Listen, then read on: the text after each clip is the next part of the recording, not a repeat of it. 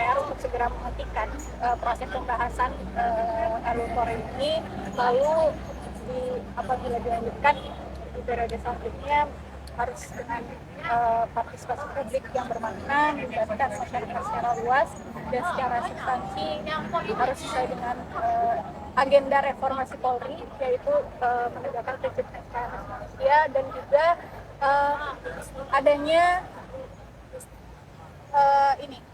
pengawasan, mekanisme pengawasan yang ketat, karena selama ini kan Polri dia hanya ada di bawah presiden, dan itu menurut kami tidak efektif dalam segi pengawasan apabila hanya satu aktor saja yang mengawasi kinerja Polri, padahal kewenangannya dari Polri itu banyak sekali.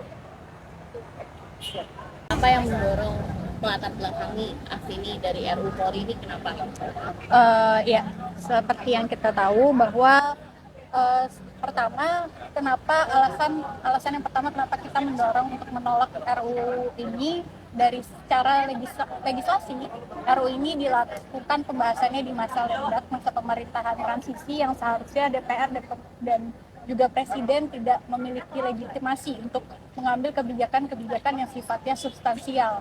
Terlebih lagi, jika kita lihat di dalam substansi RUU Polri, justru banyak sekali kewenangan, peluasan kewenangan dan diskresi yang diberikan kepada Polri yang menjadikannya sebagai lembaga super body. Misalnya kewenangan untuk melakukan penyadapan, lalu penggalangan intelijen, pemblokiran, dan juga penutupan akses internet yang berpotensi represi masyarakat sipil dan juga membatasi ruang gerak kita nantinya. Lalu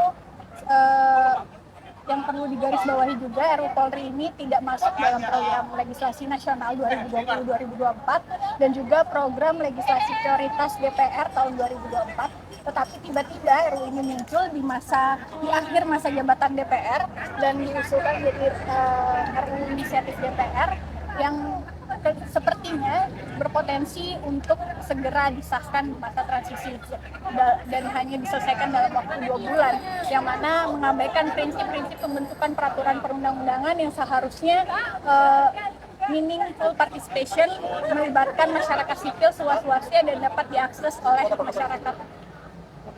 Kalau dari teman-teman sendiri, apa sih yang seharusnya dilakukan dengan keadaan kondisi yang sudah seperti ini? Yang pasti kita tidak berhenti menyuarakan kenapa kita penting untuk menolak keberadaan RUU ini, apalagi melihat sekarang elit justru secara tertutup dan sembunyi-sembunyi membahas pembahasan RUU ini yang pastinya akan merepresi kita, kerja-kerja tidak hanya pembela HAM tapi juga masyarakat secara luas. Ada upaya apa aja sih yang dilakukan sejauh ini?